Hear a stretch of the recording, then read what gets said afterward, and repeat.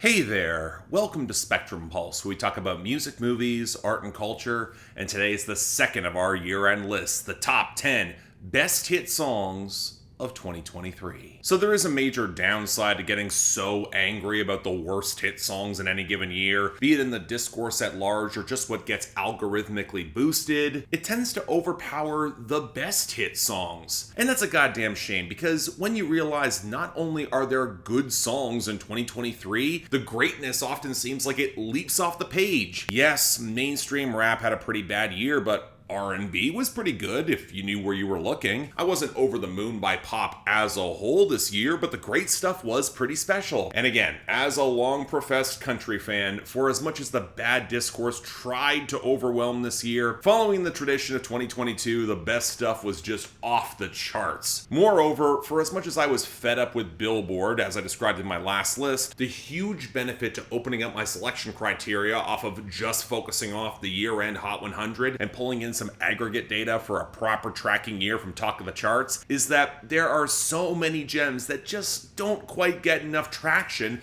but are exposed to fresh light with a little bit more time. The songs that you desperately wish would get a little bit more industry support, but where the mechanism never quite comes through for all sorts of stupid reasons. Now, normally those songs wind up wistfully set aside the what might have been category, but today some of them will absolutely get a chance to shine, and I'm thrilled to see it. Now again, if you were curious what could have qualified last year with that expanded criteria, list of potential songs right over there. And yes, there would be some expected overlap in some very noticeable places, but a little less than you might think overall, and it speaks to what it can mean to compare year-end lists. Sometimes the gap between the worst and the best, it's narrower than you would like, especially a year like 2022 where it felt like there was a downturn as a whole. 2018 had this problem too. Whereas 2023 is more reminiscent of a 2013 or 2017, where the bad hits might be atrocious, but the great ones really are something special. And since we do have an expanded list, that means there's more honorable mentions here, in no particular order. Give me my dong's back. Everything that dies makes its way back. I lost the last July in a heart attack. I know for a fact that there's going to be a couple folks who think I just expanded my year-end list criteria just to include this song. Where in a year of Bryan hits, this is probably his most ambitious. A collaboration with Maggie Rogers with its time signature shifts, the sawing strings, and the complicated struggle of faith in the relationship. It's damn near prog rock. And yet ironically, as I have gone back to this song throughout the year, I can't help but feel that Bryan's shaggy approach to production and even composition might reach its limit here. The transitions are a little choppy. Bryan and Rogers do not quite have the chemistry that you would hope, but you know what? If you've ever had a breakup in a relationship that's rent apart by trauma and even challenges of faith, the frustrated rage and grief is going to make this hit hard. Not my favorites of Bryan this year, stay tuned, of course, but the fact that he's amassed the star power to get a song like this to actually survive on the charts, I mean, that's the dawn of something special indeed. I hate that we didn't make it to forever.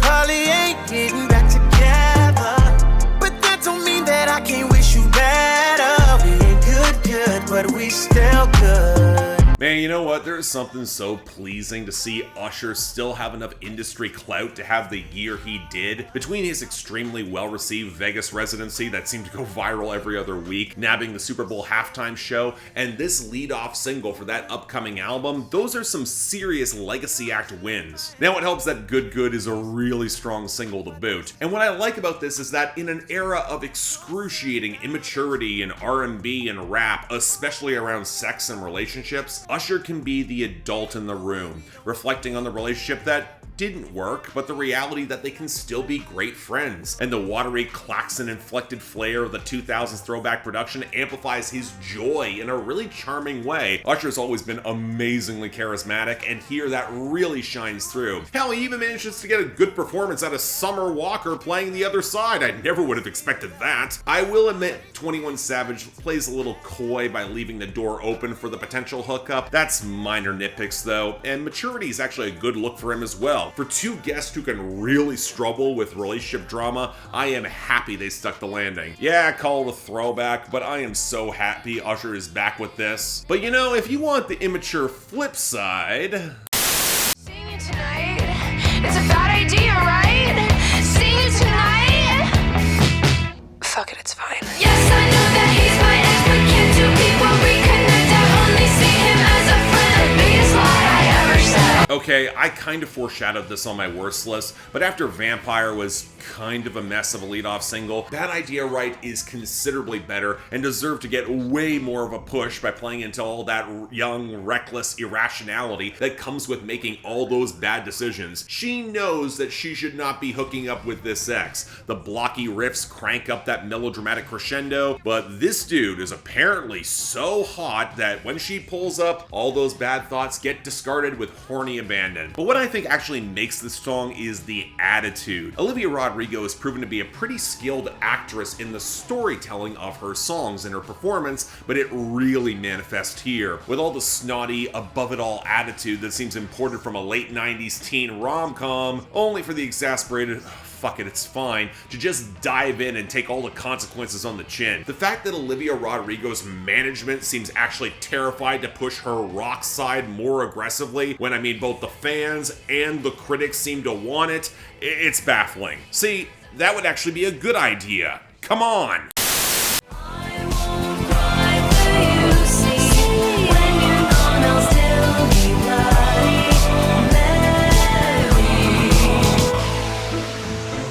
Okay, look, I put Running Up That Hill by Kate Bush on my year-end list last year. I'm not averse to platforming older songs, although the revival of Bloody Mary should not have caught me as off guard as it did. Once again, thanks to getting featured on a Netflix show, this time it was Wednesday, which was also pretty decent, and then running up the speed-up trend on TikTok, this became the little deep cut that could. Although, if it was gonna come from Born This Way, probably would not have been my first choice. I've always been really partial to Hair, or maybe give Judas another proper shot for all the kids into Catholic chic on TikTok to spontaneously combust. Or you know what, maybe they would have just been fine with it, because Bloody Mary plays into a lot of that passionate historical legacy of Mary Magdalene as artistic icon, martyr, and saint, with all the gothic strings, vocoder choral embellishments, and the contorted grinding bass synths in sharp juxtaposition, especially with every moment that feels more guttural and raw. Now granted, in the years since Born This Way first dropped, I think I would prefer something in this lane with a little bit more interesting or filthy percussion, but again,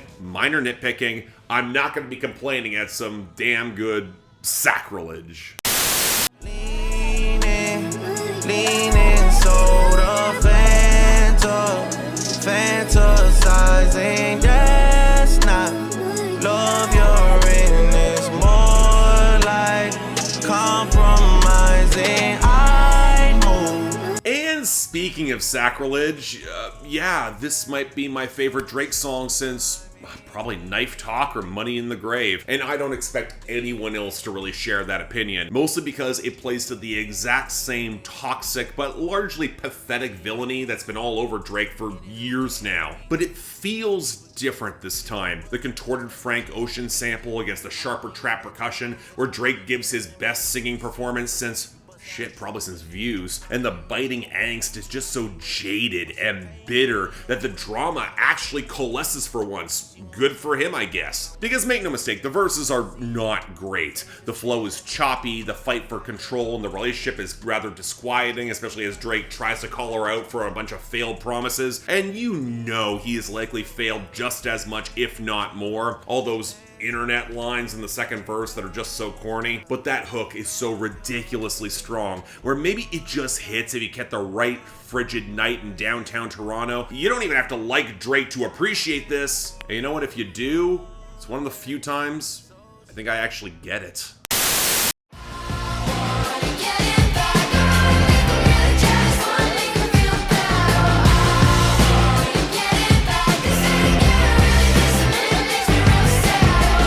Yeah, there's a part of me that wishes this was a little higher, but of Olivia Rodrigo's singles from Guts, this is by far her strongest. The grinding patter of the groove that can either be attributed to Beck's Loser or the Butthole Surfer's Pepper. I'm personally inclined to say the latter. The patter fits up a little better. Then there's the undercurrent of snotty teenage attitude that highlights the desire to get revenge on this ex, but also probably fuck him a couple more times for good measure, because while she might have been sweetly naive before, she now knows how to leverage her sweetness into tangible venom this time, with her most openly anthemic hook, although there is a side of her that legit still wants this to kind of work, and that adds some credible stakes for good measure. The naivete hasn't gone away entirely. Seems kind of a shame that a lot of the discourse around this has highlighted all of its messy immaturity and how it's just not as good as the pop rock in the 2000s it's clearly aping. I mean, shame, because the messy immaturity with the self-awareness is why this goes so hard and could easily fit in that pop rock canon.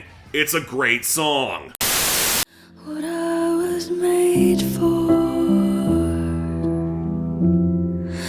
What was I made for? So, the biggest factor around this track, which many have branded as just another Billie Eilish ballad, this time for the Barbie movie, is the question of whether or not it works outside of Barbie. I mean, inside the movie, it arguably hits the most personal note, an unquestioned tearjerker that interweaves incredibly well into the thematic arc. One of the best moments of Barbie, in my opinion, without question, and that was a great movie. But I think that overshadows the fact that it's also still a really powerful song, because it also works with the metatext of being a performer and an artist, seeing your emotions or even relationships get commodified. And I like the acknowledgement that it's not just her that will suffer the consequences of that in the public eye. Or I don't know, I saw Billie Eilish live this year headlining Oceaga. Not only did she kill this performance, but it also went over incredibly well. And I think dismissing it as just another Billie Eilish song plays into exactly what she describes on the second verse. She knows it's coming. And if you're a creator at all, especially online,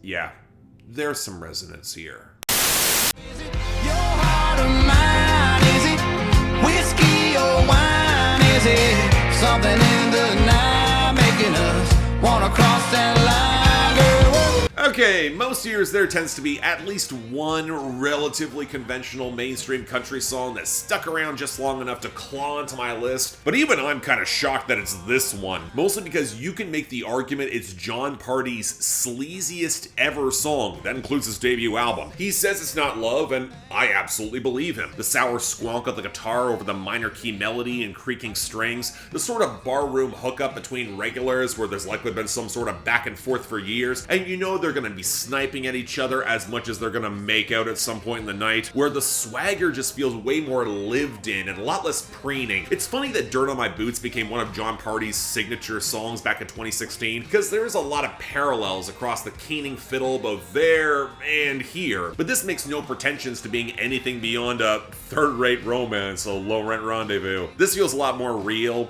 and with a hook that's actually this strong, yeah, I'll get behind this one. Where the women are fighting, a love is fair. Hey driver, you can drop me off anywhere. Hey driver, you can drop me off anywhere. I'm still quietly stunned that Zach Bryan got his collab with the Warren Treaty to chart for as long as it did. And make no mistake, I can nitpick the hell out of this too. The mixing isn't as sharp as it could be. I wish Tanya Trotter had more to do, or Mike Trotter had a unique verse for himself, even if the duo has really strong, haggard chemistry with Zach Bryan, as they stumble through the sort of drunken existential crisis with a long-suffering driver, who I really hope they tipped well at the end of the night, or at least gave him 5 stars. But everything else here goes so hard. I love the piano embellishments to the melody, especially hopping up the octave for the third verse. I love that Zach Bryan tells the driver that he's in a fight with God, and good lord, the belting that Trotter delivers on the final hooks is utterly wild. And hell, the fact that Zach Bryan is a good enough judge of talent in indie country to open the door with his newfound platform, that's a joy to behold. Not the last time we'll see that either. Like a left field home run ball, like a whiskey shot at last call. It's like she was made for moving on. That girl is going on. Yeah, I know, everyone effectively moved on to Getting Old as the Luke Combs album that deserves all the critical attention, and it should, it's easily his best, but as a late album single for the sort of track that's normally buried at the end of a project, I have loved this song for over a year, and I'm so happy it actually became a sleeper hit, telling a story of a girl who left him far behind, and he gets it completely. It wasn't meant to be. But that doesn't have to be a bad thing. You take the risk of loving her, but then you accept the consequences, and he has. And yeah, I know list-driven songwriting in country can feel so hackneyed in today's day and age, but I really like the hook here and all the choice of similes. The lightning, the home run that's hammered out of the park, a final whiskey shot in the bar, whereas there's this wild beauty in all of them that might sting your eyes or cause your hands to shudder, but you wouldn't miss that for the world. Tremendously underrated and overlooked song. Thrilled that Nashville radio actually helped it stick around for once. You probably haven't heard it in a while, but if you're smart, I don't think this will stay gone for that long. And that is our honorable mentions. Yeah, a couple swerves there, but we got a robust list of really great songs ahead. I'm excited, so let's start this off with number 10. So the odd thing about TikTok virality is that if it strikes an act you've already liked, it's rarely for the act's best song, but for what captures TikTok's fluctuating zeitgeist. So when this track briefly became a thing in 2023, when I became acquainted with the music a year before, and even placed one of her songs in my top 5 best of 2022, not just the hits, I had no illusions it was gonna stick around, but then it did. Just enough to inch its way into my expanded list, and thus... Ceilings, plaster. Can't you just make it move faster? Lovely to be sitting here with you. The fact that we're even talking about Lizzy McAlpine, it feels like a fluke, or perhaps the mainstream concession to not getting a Boy Genius song to properly chart. Should happen this year if we're all being brutally honest. And again, I would not call Ceilings my favorite from her, while Doomsday or All My Ghost or even Reckless Driving exist, but it's still such a beautiful song. The acoustics feel heavenly, I love the strings, the production is so well balanced, and the storytelling is just immaculate. A fleeting love story in the smallest of moments where it deepens wonderfully with all those little details, and then the outro leaves it all ambiguous. If it was all in her head, or in the more likely and heartbreaking case, the relationship is real, but the romance isn't. Yes, I know the music video offers a more hopeful twist, but Lizzy McAlpine herself has said the ambiguity is the point. I'm running with that. So yeah, some gorgeous pop folk singer-songwriter material here. In another world, this slot would have been filled by True Blue or We're in Love, or maybe Not Strong Enough. I'll take what I can get. Number 9. So alright, let's flip the script here. From imagination and something more innocent to something that feels more grisly, or tangible, or real.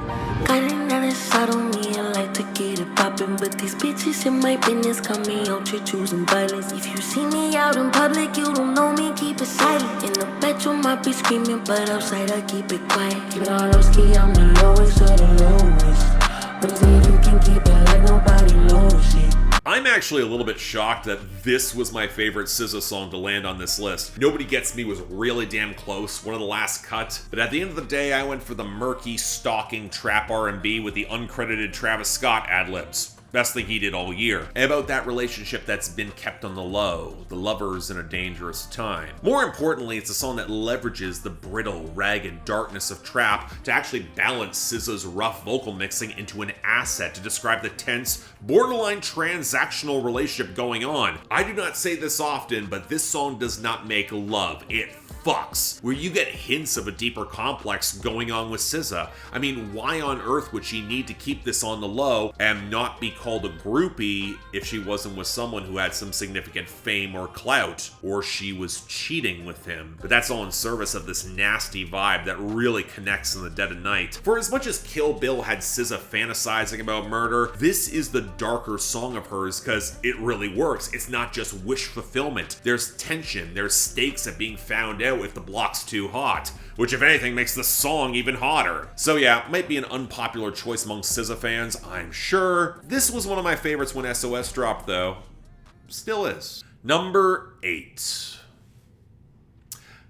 Cue the montage. And thus, it's a damn shame that Republic did not know what to do with Lover. It's become a bit of a meme in her fandom, but the singles rollout for this album was a mess and did not put her strongest cuts forward. Yes, there is an alternate timeline where Cruel Summer was the obvious lead-off single. I'd be happy to tell you about it. The newest return that makes me the happiest. Cruel Summer by Taylor Swift has finally busted out and smashed back at 49. I have said for years now that if this song had been Lover's proper lead-off single, the album run would be remembered way more fondly than it is. Cruel Summer by Taylor Swift continuing to pick up a legitimate surge across all platforms to 18. I mean, 4 years late, we're getting the smash that this should have been in 2019. And it's new, the shape of your body is blue, the feeling I got in it,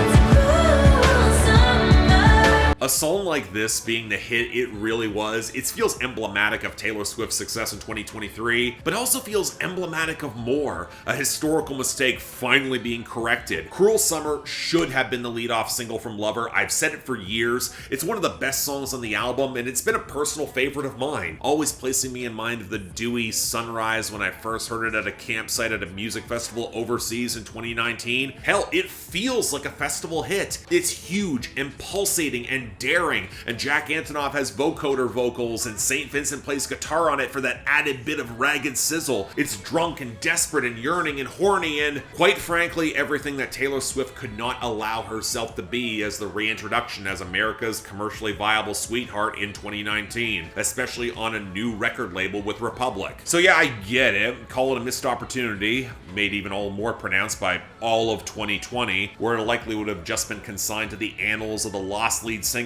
that the fans knew would have been successful. But between the Eras Tour and the lingering desire to make this a thing yet again, well, again, the fact I've got a montage says something. Well, it's a smash. And very nearly overexposed for the trouble, just like Taylor Swift has been this year. But if the music kicks this much ass, really damn hard to complain.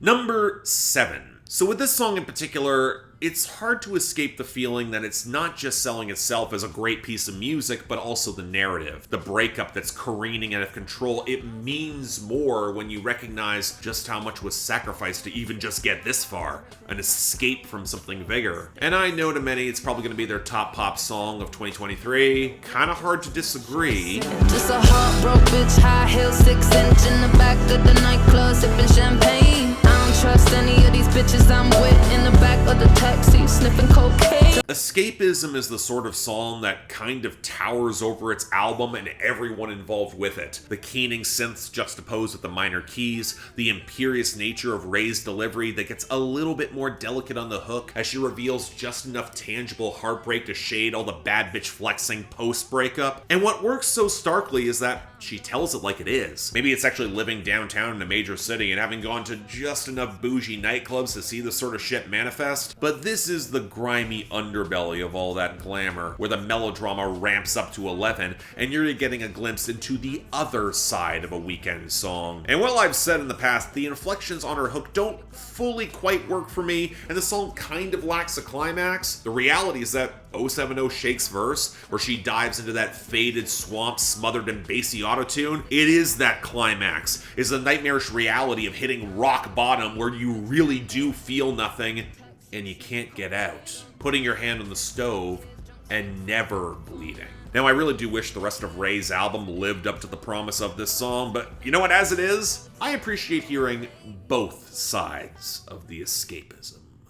Number 6. For this next entry, I saw so much bad discourse around this song, so many takes that felt like the worst kind of trend chasing for discourse or search algorithm clicks, to the point where I heard someone say it sounded like the AI version of the original, and that just shows such a fundamental misunderstanding of AI, machine learning, the original, the artist in question, the song itself. I had a feeling that I belong. I had a feeling I could be someone, be someone, be someone. But truth be told, I don't want to make a great cover be all about the bad discourse. That's not fair to Fast Car or to Luke Combs, who I would argue delivers one of his best ever performances of a song that he has loved for years. It became a homegrown crowd staple that he later performed in lockdown in 2020, only to cut a version that went viral far beyond any expectations. He almost didn't even include it on the album. Now, there's a part of me annoyed that it never hit number one, but in retrospect, I think I'm okay with it. And I think he is too. The last thing Luke Combs would have wanted is that this song would overshadow Tracy Chapman's original, which if there's any crime this cover has, it's being a little too reverential and never quite grasping that personal underlying strife. It doesn't quite feel as lived in with Luke Combs, and for a classic song that's so personal to so many with such a faithful cover, I get why that might be a bridge too far. And yet it's the sort of cover that feels special in its own right. A great song done so well, but with the unintentional subtext of Luke Combs performing it with his voice, but not changing any of the pronouns, it probably means more to certain folks than you might expect. Hell, probably means more than he expects too. I know it's so tempting to view him as the yin to Morgan Wallen's yang, the other side of Music Row that actually makes great neo-traditional country, deserves all the popular acclaims he gets, that the fact that the system is working, but we also know he would be doing this without that system, which the more personal side of this cover really resonates there. And you know what? In this year, if we're looking for songs a little bit late after release, he just so happens to have that remix of Life Goes On with Ed Sheeran. Should have absolutely been a hit that I could sell on TikTok. Just saying, don't click away. There's an idea there. Number 5. The part of me that would have been startled that this song is so high on this list, I'll be real, that part of me died back in 2018 and was buried thoroughly in 2019. But I also think this is the sort of track that hasn't got the appreciation it deserves. It wasn't nearly the hit it deserved to be. Poor timing and going head to head with Travis Scott's misbegotten album bomb probably had a lot to do with that. But you know, let's not mourn what was lost. It's still here. Sober up, the sun is killing my buzz. That's why they call it morning. Thought I was strong enough. Threw my bottle at the sky, said, God, that's a warning. The big critique I have of Austin by Post Malone, which now that I think of it might be my favorite album of his, is that so much of its pop trap self-examination can just become a sardonic celebration instead of the darker existential wallow with the stickier hooks and swampy grooves. I might not like Post Malone at his most bitter wallow, but obnoxiously shallow and happy, not a great look either. Morning, meanwhile, is a hangover song with a frankly ridiculously catchy hook, where its biggest crime is probably not being longer, an extended frustrated rant at all the Hollywood phonies dragging him from party to party and using him, where in a drunken stupor, he is literally dazed and confused, and would rather prolong all of that than deal with the underlying angst or anger. I actually really like the reference to Easy by the Commodores here, one of my all-time favorite songs, because it implies a release and intoxication that Post Malone's not really getting. He gets blown off on his first verse by a model, and then he wishes the Sunday morning would just let him ride the vibe, but this is a lot closer to reality. And the mostly pathetic scene of him throwing a bottle at the sun and cursing God, that is no perfect tragic comedy. I like the fact that it also sticks with the trap textures with Watt and Louis Bell delivering some great work for the shambling composition. It feels a little bit more LA in that regard, which is important. And when you dig into how well all the lines knit together, it's actually one of the few Mo Money, More Problem songs that I can actually tolerate. Look, if Father John Misty covered this, you would all praise it to high heavens. In the meantime, this is still great. I'm gonna say it. Number 4. There's a part of me that's very conscious of my platform, and that part of me worries whether or not I have overhyped this song and all the historical significance. And I know it's not just me either. This is a culmination point on two intertwining narratives in country that go back around a decade that I may have made a 2-hour video essay exploring in some fashion a couple weeks ago. Go watch it, support it, boost it in their algorithm. Hey, maybe subscribe to my Patreon along with it. Anyway, I think that there's going to be some folks surprised this is not my number 1, given my reputation. But hey, expectations, they're built to be subverted. Pictures in passing time, you only smile like that when you're drinking. I wish I didn't, but I do. Remember every moment on the nights with you. If there's a moment that felt like the ultimate response to all the obnoxious mainstream country discourse in 2023, it was I Remember Everything by Zach Bryan and Kacey Musgraves, debuting at number 1. From Zach Bryan's long indie climb to everything Kacey Musgraves has earned the past 10 years but never received from Nashville proper, to see the song make such an impact and remain so dominant on streaming months later, it felt like personal vindication, and that is at least a part of the reason why it is so high. I can be honest about that. I can also say the song absolutely rules as the slow burn ballad that uses their own personal history to glorious effect in the subtext beyond that mix that feels so spacious and immense as the reverb lets every word and strings and guitar strum hang in that mist. I'm not about to speculate much on the implosion of either singer's former marriage, but the subtext, if you know, hangs in the delivery. Especially for Kacey, especially as the tumult describes feels very lived in. A man who is striving to be better and vulnerable for his partner, but failing, and he knows he's failing. And both of them are self-medicating with a lot of booze to be happy. That is not helping matters. Yeah, the vocal harmony is not quite perfect, but if you want a musical motif that perfectly reflects the reality of this failure, it's probably that. There is a very strong argument this is the best number 1 hit of the year, but it's not, because number 3. Gonna try to keep this one brief. I've talked about this song and her so many times already, and in a just world, this would have been on last year's list near the very top. Y'all know what's coming. It's me. Hi, I'm the problem. It's me. At tea time, everybody agrees.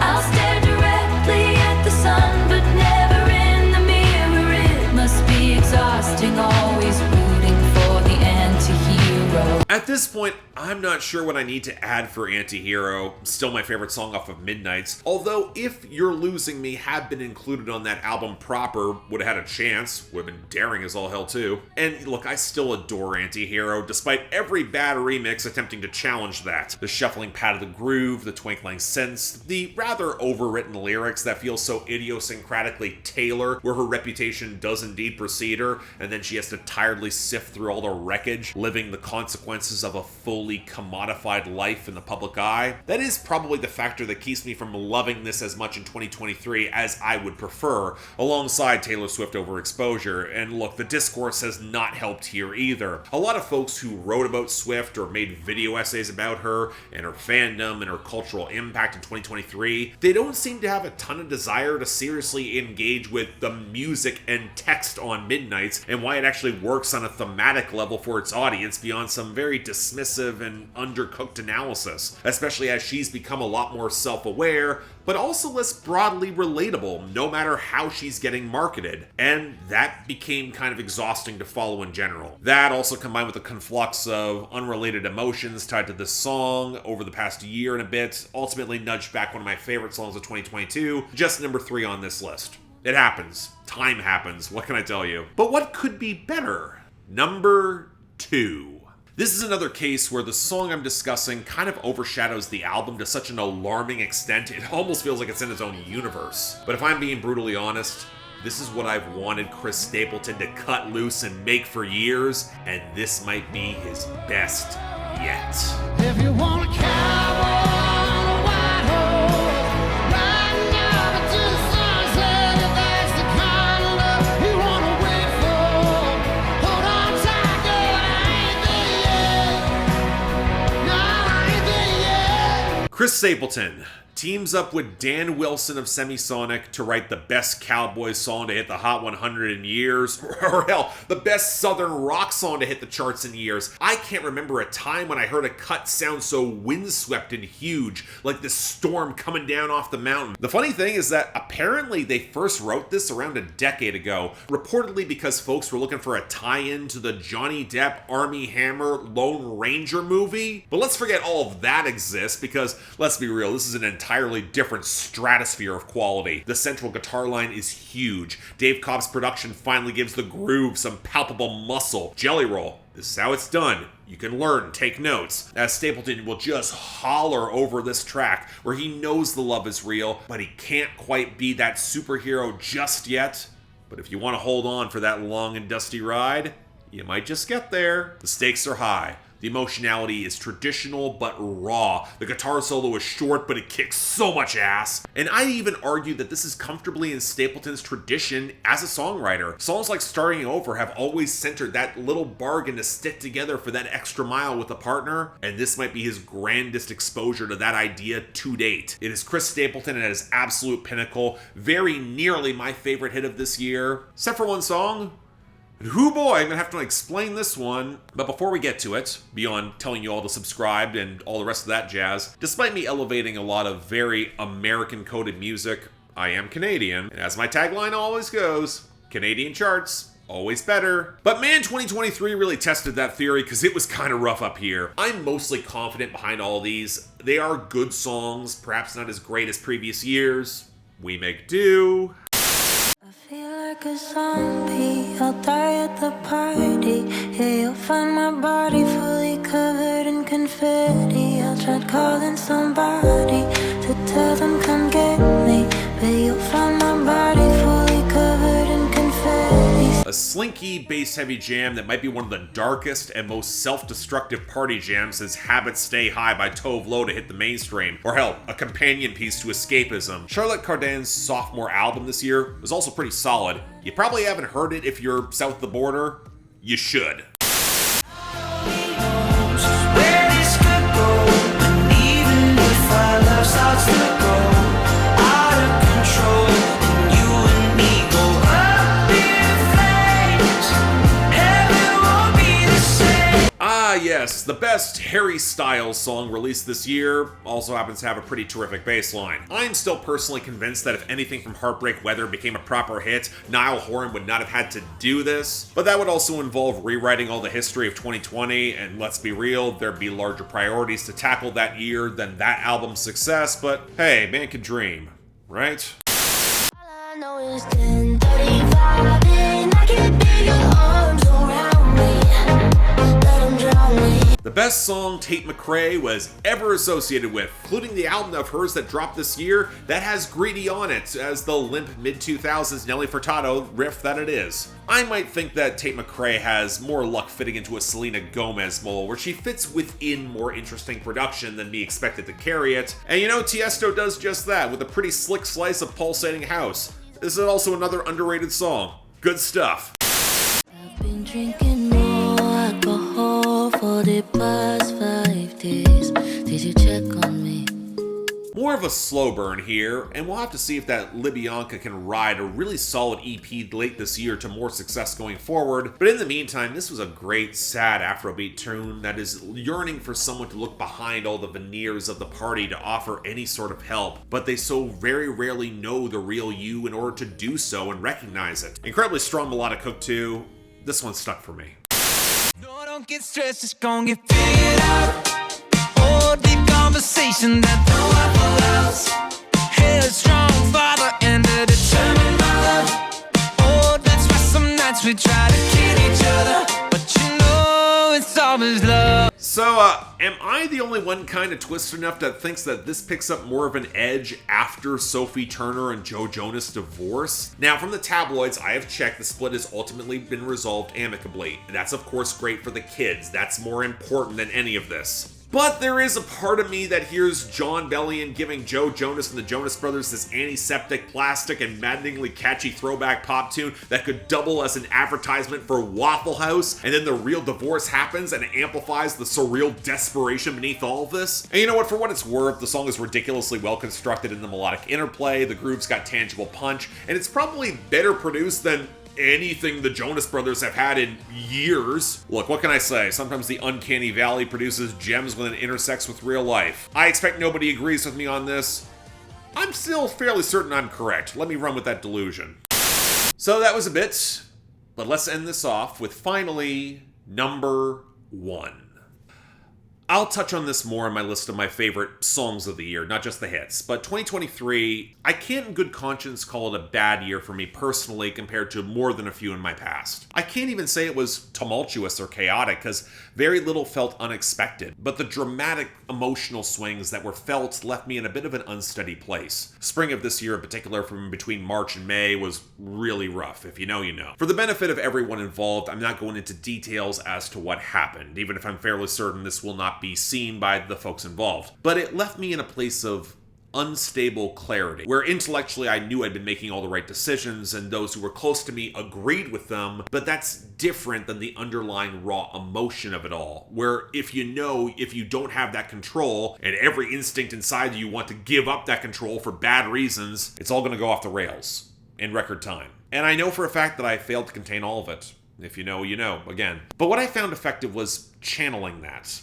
And art is a wonderful way to experience one's raw emotions in bounded spaces. And this was the song for me.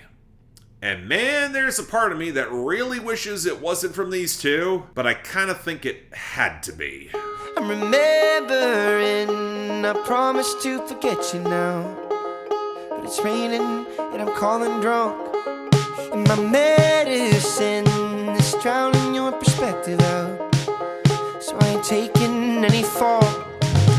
It's the Little Lion Man as a hit that we never got. Best thing Noah Kahan's ever done, and knowing his track record, probably that he will ever do. Mostly because it flies in the face of all of his artistic impulses. Stranded on the re-release of a mediocre album that I'm assuming somebody at his label convinced him would be a good idea to push it because it's got a galloping pulse and a real tempo and a huge anthemic chorus and a bridge that goes off like you would not believe. More importantly, there's a lot less overwritten, self-pitying, self-impressed whinging that forces some actual stakes into Noah Kahan's drunken phone call from the custody of police to an ex that shows him throwing off every veneer, every bit of poise. He's sloppy, he's in pain, he's making obviously bad decisions, and he's also very clearly not used to that. So enter Post Malone, who steps up to this track like the crazy bone to Noah Kahan's Chameleonaire on Ridin' with incredible momentum and patter. The chemistry is unbelievable because he's the guy who is used to being the perpetual screw-up, who's actually trying to break free and who will not be taking any of your questions. And I just kind of love how the cops' reaction to all this goes from enforcing order to just pity that so much control has been lost by these guys. They know she's not calling back as the emergency contact, and deep down both these guys know that too. I mean, the cops are doing all they should in this case to prevent more damage from being done, instead of doing something more likely and stupid like drawing firearms at non-existent threats. And look, just like Little Lion Man, this is kind of a douchey song. It's self-serving in any attempt at romance. It's not glamorous and doesn't care to be. And as much as I appreciate the ironic, dark humor of it all, I also know there's a part of me that unironically goes a little bit too hard when I've sung it at karaoke. And that's the reason I can't and I won't call it a guilty pleasure. There is something real that I had to process in 2023, and I did it through this. Of course, it helps in retrospect that the song's amazing on its own, but where I'm ultimately in a better place now, but in a year where one is tempted to dial drunk, I'm happy that this was maybe not in the other line, but a lot accessible enough where it needed to be. So yeah, thank you all so much for watching. If you'd like to like and subscribe, I'd be very grateful. Got kind of personal at the end. I have to be ambiguous for reasons. I'm not going to go into a lot of details. Stay tuned for the best songs or albums of the list if you want a bit more. Again, not much more, but you'll see. Beyond that, though, anything else I might be able to do to improve my presentation, I'm all ears. Please drop comments with your own list. I'm, of course, curious. And if you guys want to argue with me on my Discord, buy merch, beyond that, link down there below, or get albums onto my schedule for the new year, link to my Patreon is right over there. Y'all are welcome. Till then, I'm Mark. You're watching Spectrum Pulse. I'll see you next time.